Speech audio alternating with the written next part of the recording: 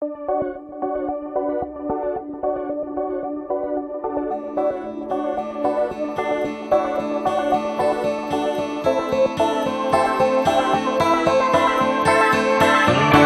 what I like about Mord Beauty School and what they do for their students is that they prepare them for a well-rounded cosmetology license, which includes skincare, doing facials, manicures, pedicures, and hair.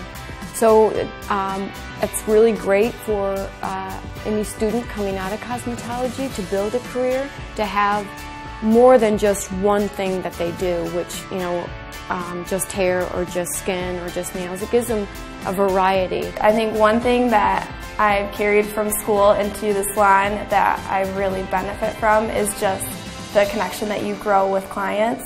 It's really important to just be able to connect and have that personality where talking to people is very easy, and just share your love for hair with them. I feel like Mord Beauty School is important to be a national accredited school just because of the fact that if the student has something else going on and they need a transfer, or maybe they're going out of state, they got something else that they got to do out of state, that they're capable of taking their credits from Mord Beauty School and they're capable of taking it to another national accredited school.